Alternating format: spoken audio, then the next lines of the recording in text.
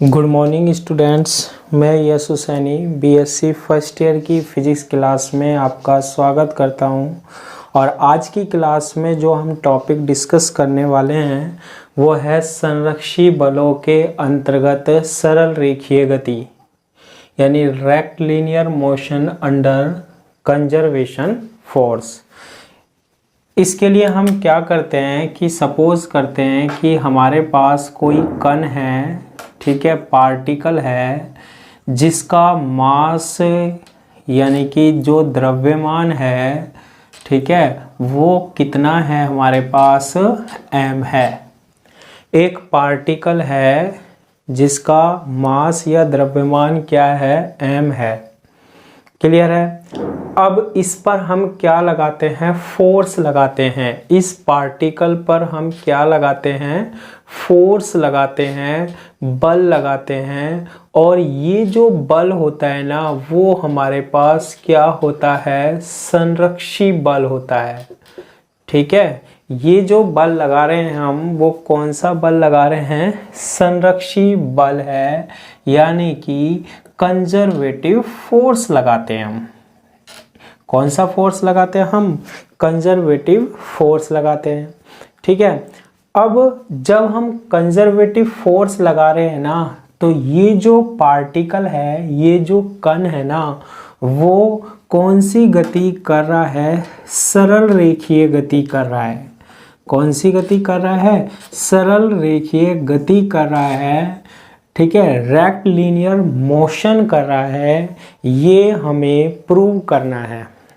ठीक है, कि कोई पार्टिकल है, कोई कण है, उस पर हम कंजर्वेटिव फोर्स लगाते हैं, उसके अंतर्गत वो कौन सी गति करता है, हमारे पास रेक्टिलिनियर मोशन करता है, सरल रेखीय गति करता है। इस चीज को हम प्रूव करेंगे आज की क्लास में। ठीक है, तो इस चीज को प्रूव करने के लिए, इसे प्रूव करने के लिए मैंने आपको बताया था कि संरक्षी बलों के लिए हमने एक यांत्रिक ऊर्जा संरक्षण का नियम भी डिस्कस किया था, मैकेनिकल एनर्जी कंजर्वेशन लॉ। ठीक है, तो वहां से स्टार्ट करते हैं। देखो, यांत्रिक ऊर्जा संरक्षण का नियम क्या कहता था, यांत्रिक ऊर्जा संरक्षण नियम, यानी कि conservation of mechanical energy, conservation of mechanical energy.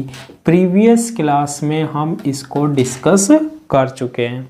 वो क्या होता है, के यानी कि गतिज ऊर्जा यानी कि काइनेटिक एनर्जी प्लस यू यानी कि स्थितिज ऊर्जा यानी पोटेंशियल एनर्जी का जो योग होता है, सम होता है, वो इक्वल होता है ई के।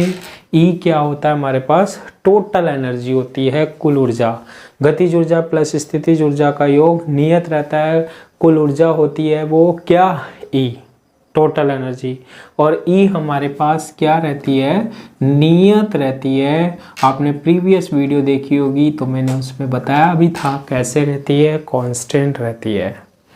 क्लियर है ये वाली बात। ठीक है, अब जो गतिज ऊर्जा होती है, के क्या है, गतिज ऊर्जा, यानी कि क्या, काइनेटिक एनर्जी है। यू क्या है, स्थितिज ऊर्जा है। स्थितिज ऊर्जा मतलब पोटेंशियल एनर्जी है, इसके बारे में भी हम डिस्कस कर चुके हैं। ई क्या है, हमारे पास कुल ऊर्जा यानी कि टोटल एनर्जी है। क्लियर है ये वाली बात। ठीक है, फिर बता रहा हूं मैं, हमें सोल्व क्या करना है कि कोई पार्टिकल है, उस पर कंजर्वेटिव फोर्स लग रहा है, संरक्षी बल लग रहा है, उसके अंतर्गत वो कौन सी गति कर रहा है, रेक्टिलिनियर मोशन कर रहा है, सरल रेखीय गति कर रहा है। ये हमें क्या करना है, सिद्ध करना है, प्रूव करना है। तो देखो, आपने 11th क्लास में पढ़ा था कि जो सरल रेखीय गति होती है, रेक्टिलिनियर जो मोशन होते हैं ना, उसके लिए हमारे पास इक्वेशन होती है 3v = u प्लस AT होता है, S = होता है ut plus half AT square होता है, और v² = u² प्लस 2as होता है।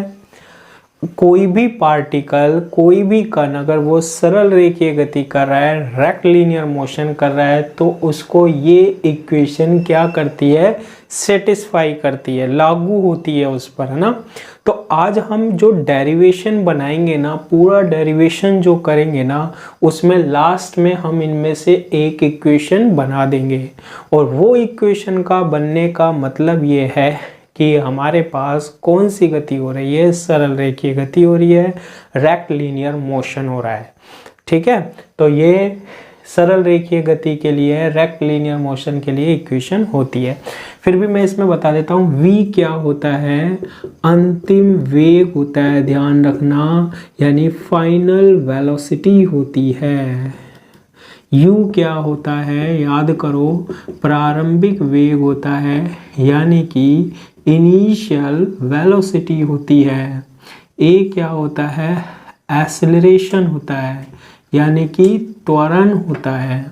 s क्या होता है, डिस्प्लेसमेंट होता है, यानी कि विस्थापन होता है। ये सारी चीज़ें आपको पता होनी चाहिए। ठीक है, तो आज इसको प्रूव करने के लिए कि सरल रेखीय गति होती है, रेक्टिलिनियर मोशन होता है कंजर्वेटिव फोर्स के अकॉर्डिंग, तो हमने यांत्रिक ऊर्जा संरक्षण से स्टार्ट किया। गतिज ऊर्जा प्लस स्थितिज ऊर्जा का योग नियत रहता है। सपोज कीजिए कोई कण गति कर रहा है, तो उसमें गतिज ऊर्जा होगी, काइनेटिक एनर्जी होगी, और काइनेटिक एनर्जी का जो फॉर्मूला होता है k = हाफ mv² होता है। ठीक है, m क्या है, द्रव्यमान है, मास है। सपोज कीजिए पार्टिकल है, कण है, जिसका द्रव्यमान m है और ये v वेग से चल रहा है, ऐसे गति कर रहा है, इसकी वेलोसिटी v है, तो इसमें कितनी गतिज ऊर्जा होगी, गति कर रहा है इसलिए गतिज ऊर्जा होगी हाफ mv²। तो गतिज ऊर्जा का फॉर्मूला क्या होता है, काइनेटिक एनर्जी का फॉर्मूला क्या होता है, हाफ mv² होता है। इसको इस इक्वेशन में पुट करते हैं, देखो, हाफ mv² प्लस u = क्या, e बन जाएगा। इसको हम सोल्व करते हैं। v जो होता है, v क्या है, v हमारा होता है वेग होता है, वेलोसिटी होती है, और वेग का फॉर्मूला आपने पढ़ा है dx/dt। ठीक है, विस्थापन में परिवर्तन विद रिस्पेक्ट टू टाइम, समय के साथ परिवर्तन, dx/dt। x क्या है, डिस्प्लेसमेंट होता है। ठीक है, यहाँ पर गति कैसी मान रहे हैं, सरल रेखीय गति मान रहे हैं, एक लाइन में गति हो रही है, लाइन में मोशन हो रहा है।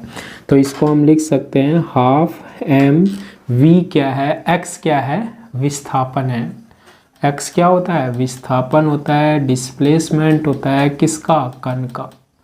ठीक है, तो v की जगह लिख देते हैं हम dx/dt का होल स्क्वायर प्लस u = क्या, e। ठीक है, फिर यहाँ से देखो half m dx/dt whole square = ये e और u को इधर ले गए, e - u, यहाँ से हम वैल्यू निकालते हैं dx/dt का होल स्क्वायर। x क्या है, विस्थापन, v क्या है, वेलोसिटी, वेग है, क्या आएगा, ये नीचे 2 है तो 2 और m से डिवाइड, 2/m e - u बन जाएगा। और यहाँ से हम dx/dt की जो वैल्यू है ना, वो निकाल लेंगे, और dx/dt की वैल्यू क्या आएगी, रूट ले लेंगे 2/m, और ये रूट ले लिया हमने e - u का। ठीक है, स्क्वायर रहेगा तो इसका भी रूट और इसका भी रूट बन जाएगा। अब ये स्क्वायर रूट ले लिया, इसके बाद हम इसको क्या करते हैं, सोल्व करते हैं। देखो, इसको सोल्व करने का क्या तरीका है, dx तो मैंने यहाँ ले लिया, e - u को मैं यहाँ डिवाइड कर रहा हूँ, रूट e - u हो गया, e - u हो गया, e - u हो गया, और dt इधर ले जाते हैं हम, = रूट 2/m इंटू क्या, dt। dx upon root e minus u is equal to root 2 upon m into d t, और इसको इक्वेशन फर्स्ट दे देते हैं। इतनी आ गई, इक्वेशन नंबर फर्स्ट आ गई। अब देखो कंजर्वेटिव फोर्स के लिए, संरक्षी बल के लिए, संरक्षी बल यानी कि क्या, कंजर्वेटिव फोर्स, कंजर्वेटिव फोर्स के लिए हमने एक फॉर्मूला डिस्कस किया था, F इज इक्वल टू क्या होता है, माइनस डेल्टा यू, कराया था प्रीवियस क्लास में, आप देखना, प्रूफ भी है ना।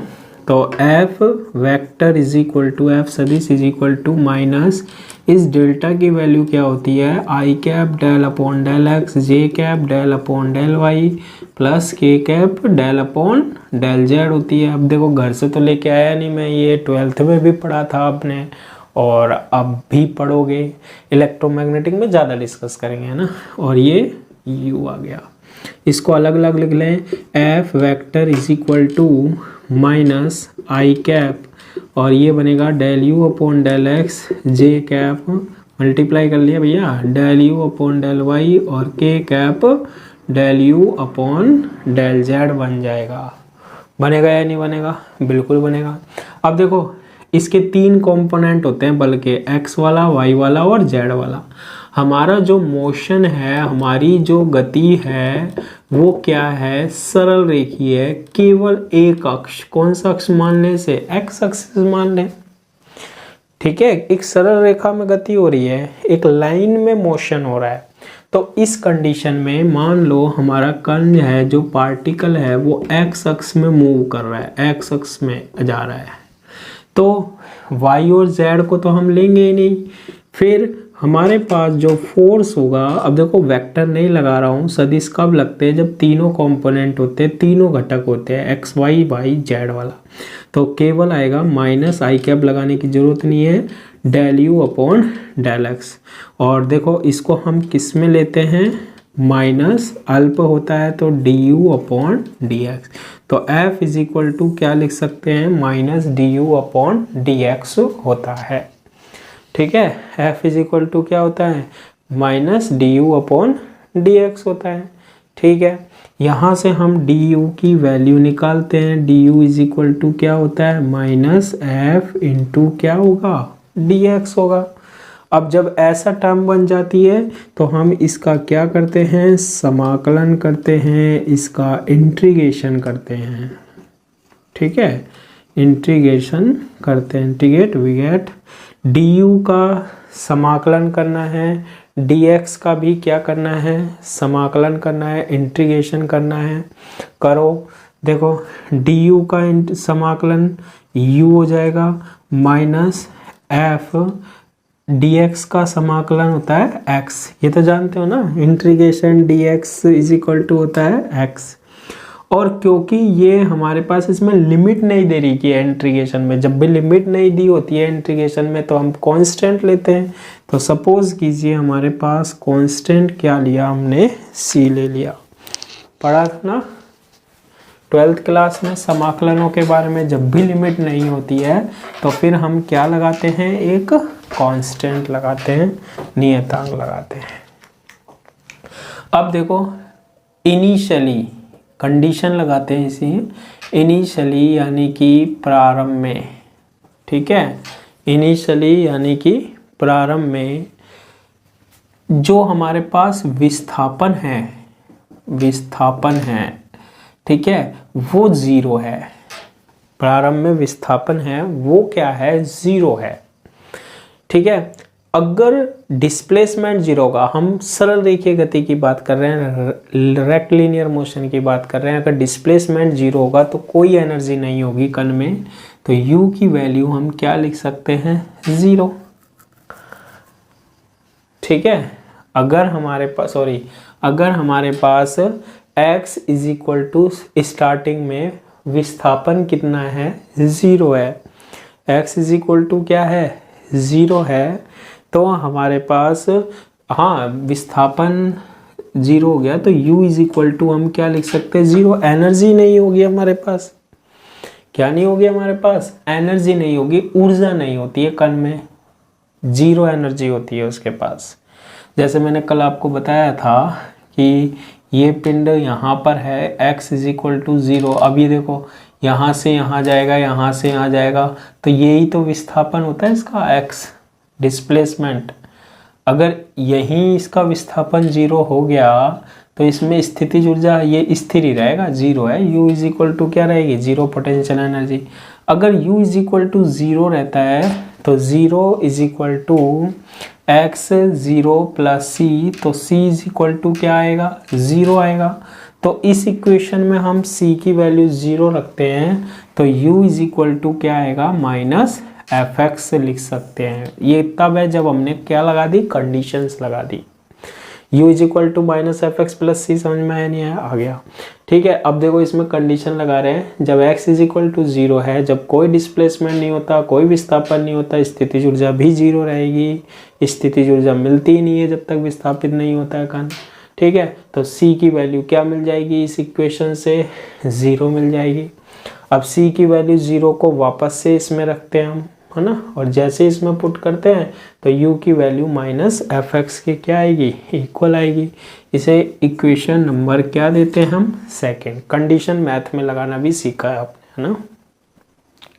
अब फ्रॉम इक्वेशन फर्स्ट व सेकंड से, समीकरण 1 व 2 से बोलते हैं, जिसे हम dx अपॉन रूट, यहाँ क्या है, e है, e और u की वैल्यू माइनस एफ एक्स, तो क्या आएगा, प्लस एफ एक्स आ जाएगा। और इज इक्वल टू रूट कितना बनेगा, 2 अपॉन एम इंटू क्या बन जाएगा, dt बन जाएगा। तो इक्वेशन फर्स्ट में हमने क्या पुट कर दिया, वैल्यू पुट कर दी। ठीक है, अब इसको हमें क्या करना है, सोल्व करना है। देखो इसको कैसे सोल्व करते हैं अब आगे।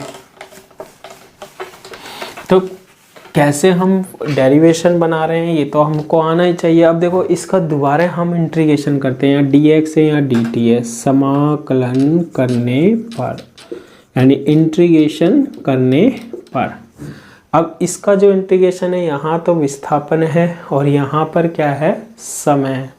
ठीक है, तो इंटीग्रेशन ले लेते हैं हम, क्या, 1 upon root e plus f x into d x is equal to root, इसका भी लेंगे, देखो रूट 2 अपॉन एम तो कांस्टेंट है, तो मैं तो इसको तो पहले ही बाहर ले लेता हूँ इंटीग्रेशन से, और इंटीग्रेशन dt। अब देखो इंटीग्रेशन है, इनिशियली कंडीशन लगाते हैं, प्रारंभ में कण स्थिर होता है तो उसकी जो विस्थापन होता है, डिस्प्लेसमेंट होता है वो 0, और बाद में कितना मान लेते हैं, x मान लग सकते हैं। इंटीग्रेशन का यही तो काम होता है, प्रारंभ से अंत तक। अगर हम यहाँ से चल रहे हैं तो विस्थापन 0, फिर यहाँ आए, कितनी दूरी तय कर ली हमने, x दूरी कर ली। समय प्रारंभ में जब समय देखना स्टार्ट किया t इज इक्वल टू 0, यहाँ पर आया t समय पर, तो लिमिट 0 से t तक, जहाँ से देख रहे हैं और जहाँ तक देखना है वो कंडीशन लगाते हैं, इनिशियल टू फाइनल। अब इंटीग्रेशन करते हैं, देखो इसका इंटीग्रेशन करने के लिए integration 0 to x e plus f x की पावर हाफ है, ऊपर ले गए तो कितनी बनेगी, minus half into d x is equal to root 2 upon m integration 0 से t इंटू डी टी। अब इसको क्या करते हैं, सोल्व करते हैं हम। इसको सोल्व करते हैं, इंटीग्रेशन कैसे सोल्व होता है, x की power n into d x का इंटीग्रेशन होता है x की power n plus 1 upon n plus 1 से। ठीक है, तो सोल्व करो, x की जगह क्या है, ये पूरा है, तो ये बनेगा e प्लस एफ एक्स की पावर n प्लस 1, यानी कि माइनस हाफ प्लस 1 अपॉन क्या, n प्लस 1, यानी माइनस हाफ प्लस 1 हो गया। ठीक है, ये तो हो गया इंटीग्रेशन। अब देखो ये वाले, इसमें भी x के इसका और करना पड़ेगा, तो एफ एक्स में पहले तो पूरे का कर लेते हैं, फिर x के गुणज में क्या रहा है, f का क्या लग जाता है, डिवाइड लग जाता है। इंटीग्रेशन में क्या होता है, आप x का करोगे तो f का जो गुणज होता है, गुणांक होता है, कोफिशिएंट होता है, उसका क्या लग जाता है, डिवाइड लग जाता है। और लिमिट क्या, 0 से x इज इक्वल टू यहाँ क्या है, √2/m। इंटीग्रेशन तो करना आता है, dt का क्या होगा, t होगा, और लिमिट 0 से t हो जाएगी। अब इसको सोल्व करते हैं। देखो हाफ, एक में से हाफ गया, हाफ बचा, 1/2 बचा, ऊपर जाएगा 2 बनेगा, नीचे क्या है, f बच रहा है, 2/f बच रहा है। और देखो इसमें अब लिमिट लगा देते हैं, ये वाला नीचे वाला तो हो गया सोल्व, ऊपर वाला एक बार सोल्व कर लेते हैं। चलो e प्लस fx की पावर, यहाँ भी 1 में से हाफ गया, हाफ बचा, 0 to x √2/m into upper limit minus lower limit, upper limit लगाओगे तो t की वैल्यू t -0, लिखने की जरूरत है ही नहीं, हो ऐसे लगाते हैं ना, अपर लिमिट t की वैल्यू पहले t माइनस फिर t की वैल्यू 0। अब देखो इतना सोल्व हो गया, इसमें भी लिमिट सोल्व कर लो, 2/f e प्लस fx की पावर कितनी, हाफ, x की वैल्यू x रखेंगे, फिर माइनस, अब क्या रखेंगे, 0 रखेंगे, तो देखो ये तो 0 हो जाएगा, केवल ये बनेगा e की power half, upper limit minus lower limit, पहले x की वैल्यू x धरोगे ये बनेगा, फिर माइनस आएगा, फिर x की वैल्यू 0 धरोगे तो ये 0 हो जाएगा, e बचेगा, e और power half is equal to कितना आएगा, √2/m इंटू t आ जाएगा। बनेगा या नहीं बनेगा, बिल्कुल बन जाएगा, 2/f e प्लस fx की पावर हाफ माइनस e की पावर हाफ, ये बन जाएगा। इसके बाद देखो e प्लस fx की power is to power half minus e raise to power half is equal to 2/f को इधर ले गए तो ये बनेगा f/2 into √2/m into t बन जाएगा, बन जाएगा। इतना करने के बाद e की पावर हाफ है, इसे भी हम इक्वल के बाद ले ही जाते हैं यार, सोल्व आसान हो जाएगा। देखो e प्लस fx की power, e plus f raise to power half, और ये है f/2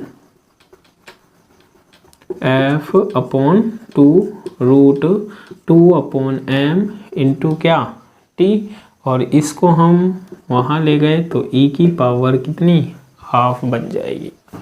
e प्लस fx की power half is equal to f/2 √2/m into t plus e raise to power कितनी, हाफ। अब देखो इसको और सोल्व करते हैं, हम वर्ग कर देते हैं, यानी कि क्या कर देते हैं, स्क्वायर करने पर, इसका स्क्वायर करोगे रूट हट जाएगा, पावर हट जाएगी, क्या रहेगा, e प्लस fx, और इसका पूरे का स्क्वायर करोगे तो देखो ये पूरे का स्क्वायर करना पड़ेगा हमारे पास, और ये किसकी फॉर्म बनेगी, देखो a प्लस बी की, a प्लस बी है ये, a प्लस बी, a तो ये मान लो, b ये मान लो, अब इसका स्क्वायर किया तो ये हट गया, अब इसका स्क्वायर करोगे तो a प्लस बी का स्क्वायर करोगे आप, तो a प्लस बी को आपको क्या करना है, सोल्व करना है ना। तो पहले a का स्क्वायर होगा, a का स्क्वायर क्या होगा, ये a है, f²/4 और into 2/m into T square, समझ में आया ना, ये a प्लस बी की फॉर्म है, इसका स्क्वायर किया तो रूट हट गया सीधा सीधा। अब ये एक साथ ही होगा पूरा पूरा, जो RHS में है उसका एक साथ स्क्वायर करना पड़ेगा, तो पूरे का स्क्वायर लगेगा इसका, जब आप स्क्वायर करोगे तो ये इसको a मानोगे, इसको b मानोगे, इसका पूरे का स्क्वायर a प्लस बी के स्क्वायर से खोल दो, प्लस ये हो गया, इसका करोगे e स्क्वायर करोगे तो हाफ रूट हट जाएगा, फिर प्लस 2ab होता है, a square plus b square plus 2ab, 2a की वैल्यू कितनी है, f/2 √2/m इंटू t, और b कितना है, e की पावर हाफ है। ऐसा करने पर e से क्या कैंसिल हो जाएगा, e कैंसिल हो जाएगा, e से हमने क्या कैंसिल कर दिया, e कैंसिल कर दिया। अगर e से e कैंसिल हो जाएगा तो हमारे पास बनेगा fx is equal to f x is equal to, देखो ये 2 से 2 टाइम्स डिवाइड हो गया ये, है ना, तो एफ स्क्वायर अपॉन 2m बनेगा, F square upon 2m into क्या, टी स्क्वायर बनेगा, प्लस इस 2 से ये 2 क्या हो रहा है, कैंसिल हो रहा है या नहीं हो रहा है, तो प्लस कर दो लो यार, है ना, क्या बनेगा, एफ है ना, ई से तो ई कैंसिल हो गया, इसको इधर लाएंगे माइनस को ज़्यादा, ये तो आप जानते हो गए ना, एफ आ गया, एफ रूट ई की पावर हाफ भी है, ई की पावर हाफ भी है, हाफ का मतलब रूट है, और ये √2/m भी है, सारा हम इकट्ठा कर लेते हैं, और टी भी है। कैसे लिख लो, गुना में है, मल्टीप्लिकेशन में आगे पीछे, ठीक है। अब देखो एक फॉर्मूला होता है न्यूटन सेकेंड लॉ गति का, न्यूटन का द्वितीय नियम, F is equal to ma, तो यहाँ से हम लिख सकते हैं F upon m is equal to a, लिख सकते हैं नहीं लिख सकते हैं, m का डिवाइड किया, a यहीं रहने दिया। उससे पहले देखो f यहाँ पर भी है, f यहाँ पर भी है, और f यहाँ पर भी है, क्लियर है, तो f से f कट जाएगा, तो x इज इक्वल टू यहाँ एक f बचेगा, f upon 2m into T square, यहाँ से अभी f कैंसिल हो जाएगा, e की power half √2/m into T, f से डिवाइड कर दो पूरी इक्वेशन, एक f यहाँ से कट जाएगा, एक यहाँ से, एक यहाँ से, ठीक है।